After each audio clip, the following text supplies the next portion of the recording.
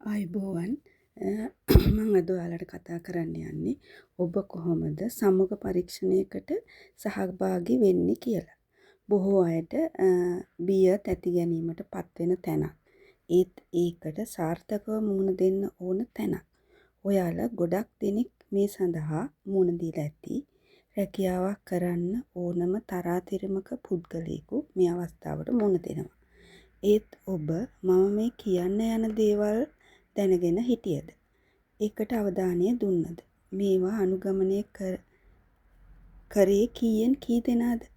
ඒ වගේම ඔබ සම්මුඛ පරීක්ෂණ වලින් අසමත් වී තිබේද? එසේනම් අද ඔයාට හිතේවි ඇයි මම සම්මුඛ පරීක්ෂණයෙන් අසමත් වුනේ? වැටහුනේ නැති දේ අද වටහා ගන්න. එදා ඔයාට වැටහුනේ නැති දේ අද වටහා ගන්න. මේ වීඩියෝ එකෙන් එක දිගටම රැඳී ඉන්න මම ඔයාලට ඒ ටික කියනවා. ඔයා ඉන්ටර්වයුව එකට යන්න ඉන්නවද? හැබැයි ඒ සඳහා සූදානම් වෙන්නේ කොහොමද? ඒ ගැන පැහැදිලි අදහසක් නැද්ද?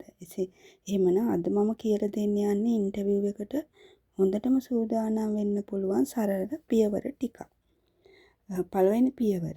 ඔයාට සම්මුඛ පරීක්ෂණයට එන්න කියලා ආයතනය ගැන හොඳට හොයලා බලන්න. දැන් ඔයාට ලෙටර් එකේ හරි ඉන්ටර්විව් මේ දුරකථන ඇමතුමකින් හරි කියනවා සම්මුඛ පරීක්ෂණයකට එන්න කියලා. ඒ එන්නේ ඔයාලා මම කලින් වීඩියෝ එකේ කිව්වනේ ආයුධම් පත්‍රයක් දැම්මට පස්සේ කියලා සම්මුඛ පරීක්ෂණයකට කතා කරන්නේ.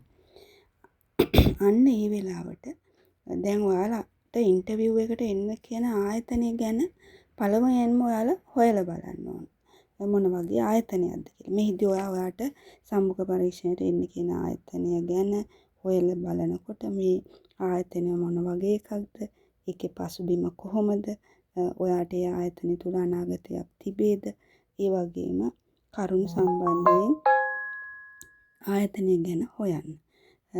එහෙම විස්තර දැනගෙන ගියාම ඔයාට හරි විශ්වාසයෙන් සම්මුඛ පරීක්ෂණයට මුහුණ දෙන්න පුළුවන්. දෙවැනි පියවර තමයි සම්මුඛ පරීක්ෂණයට යාමේදී ඔයාගේ ඇඳුම ගැන හරීම සැලකිලිමත් වෙන්න. ඔයා ඇඳගෙන යන ඇඳුම හරීම වැදගත්. සරල පිරිසිදු ඔයාගේ වෘත්තියට ගැළපෙන ඇඳුමක් අඳින්න. මොකද ඇඳුම ඔයාගේ අභ්‍යන්තර ස්වරූපය පෙන්눔 කිරීමක්. බාහිරින් අපි හිතන්නේ බාහිරින් අපි අඳින දේෙන් අපේ බාහිර පෙනුම විතරයි පේන්නේ කියලා. නෑ. එකකින් අපි අභ්‍යන්තරේ සහ අපේ සිතුවිලිත් අපේ ඇඳුමෙන් පිළිඹු වෙනවා. ඒ නිසා ඔයා එතනදී හරිම වැදගත් ඇඳුමට සැලකිලිමත් වෙන්නේ. වගේම පළමු දැක්ම හරිම වැදගත්. ඇඳුමට හොඳම අවධානයක් දෙන්න. මෙතෙන්දි මම කියන්නේ නෑ ඔයාට වටිනාකමින් වැඩි ඇඳුමක් අඳින්න කියලා. මම අදහස් කරන්නේ ඔයා අඳින ඇඳුමේ වටිනාකම නෙමෙයි.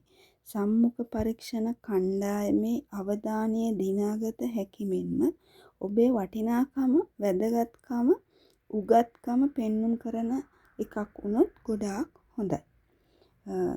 තුන්වෙනි පියවර විදියට මම ඔයාලට කියනවා ඉන්ටර්විව් එකට මුහුණ දෙන විට ඔයාගේ කොන්ෆිඩන්ස් එක මේන්ටේන් කරන්න. ඔයාට හොඳ විශ්වාසයක් ඔයා තෝරාගත් රැකියාව සම්බන්ධයෙන් තියෙන බව ඔයා ඉන්ටර්විව් බෝඩ් එකට එත්තු ගන්නන්න. බය වෙන්න එපා. රිලැක්ස් වෙලා නෝමල් විදියට කතා කරන්න.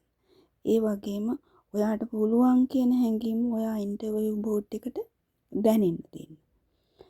එතෙන්දී යාලා ඔයාගේ ඒ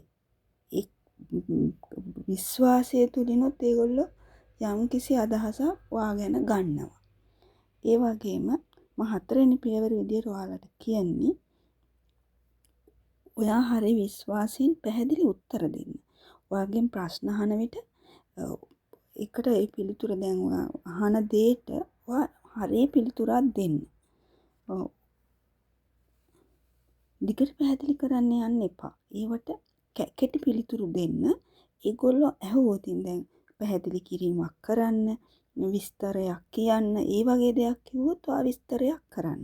එහෙම නැත්නම් පුළුවන් තරම් ඔයා අහන ප්‍රශ්නවලට ඍජු පිළිතුරක් දෙන්න. කෙටි පිළිතුරක්. ඒක ගොඩාක් හොඳයි. පැහැදිලි කිරීමක් ඉල්ලුවොත් විතරක් ප්‍රශ්නෙට අදාළ විදියට පැහැදිලි කිරීමක් දෙන්න. ඒ වගේම පස්වෙනි කාරණා විදියට මම ඔයාලට කියනවා ඔයාගේ බොඩි ලැන්ග්වේජ් එක හරිම වැදගත්. අයි කන්ටැක්ට් එක තියාගන්න. උත්තර දෙනකොට ඔයාගේ අවංකභාවය ඇඟ වෙන පරිදි සම්මුඛ පරීක්ෂණ මඩුල්ලේ S2 බලාගෙන උත්තර දෙන්න. ඒක හරිම වැදගත්. පුටුවේ ඉඳ ගන්න විට හරිම විදියට ඉඳ ගන්න. එතකොට ඒ ඉන්ටර්විව් බෝඩ් එක ඉන්න කාමරේට ඔයාලා යම්කිසි කාමරයක් ඇතුලේ වගේනේ ගොඩක් වෙලාවට කරන්නේ. ඒ අල ගාවට යනකොට ඒගොල්ලන්ට ආචාර කරන්න. ආචාර කරන්න good morning, good afternoon ඒ වගේ වෙලාවේ හැටියට ඔයා ආචාර කිරීමක් කරන්න. ඒකත් හරිම වැදගත්. ඔයාගේ බොඩි ලැන්ග්වේජ් එක ඔයා එතන ගිහිල්ලා හැසිරෙන විදියට ඔයාගෙන් පෙනුනොත් අබියගුළු ස්වරූපයක්. ඔයා බය වෙලා වගේ ඒ වගේ දෙයක් ඒලට පෙනුනොත් ඒගොල්ලෝ පොඩ්ඩක් ඔයා ගැන දෙසරයක් හිතන්න ගන්නවා. එහෙම නැතුව ඔයා හරි ගිහිල්ලා good morning හරි එහෙම කියලා ලස්සනට පුටුවේ වාඩිලා ඒගොල්ලෝ දිහා බලලා ඔයාගේ ඍජු පිළිතුරු දෙනකොට ඔයාගේ කොන්ෆිඩන්ස් එකත් හැදෙනවා.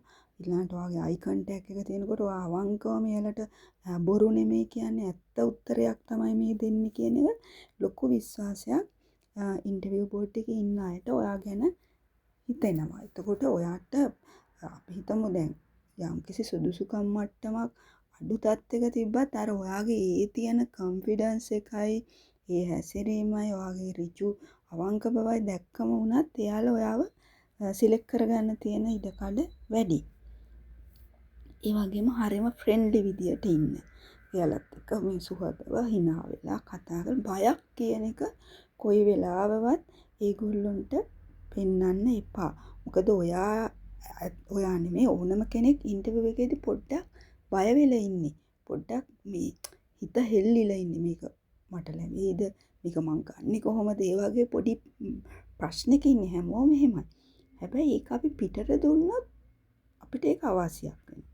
ඒකින්ද ඔයා ওই විදියට ඉන්න එක ලොකු ප්ලස් පොයින්ට් එකක්. ඒ හින්දා ඔයා හොඳට කොන්ෆිඩන්ස් ඇතුව වැඩ කරන්න. එතකොට ඔයාට තියෙන chance එක වැඩි. ඉතින් ඔන්න ওই විදියට මම හිතනවා ඉන්ටර්විව් එකකට මුහුණ දුන්නොත් අපිට සාර්ථකව ඉන්ටර්විව් එක පාස් කරගන්න පුළුවන් වෙයි කියලා. ඉතින් මම අද ඔයාලට ගෙන මේ කෙටි වීඩියෝ එකෙන් මම හිතනවා වැදගත් කරුණු ටිකක් මම ඔයාලට දුන්නා කියලා. ඒ නිසා ඔයාලටත් හිතෙනවා නම් මේ කරුණු වැදගත් කියලා දිගින් දිගට මගේ channel එකත් එක්ක රැඳී ඉන්න. තාම මේ channel එක like කරලා නැත්නම් subscribe කරලා නැත්නම් ඒක කරන්න. ඔයාලත් එක්ක මම දිගට මේ වගේ වීඩියෝස් වලින් රැඳී ඉන්නවා.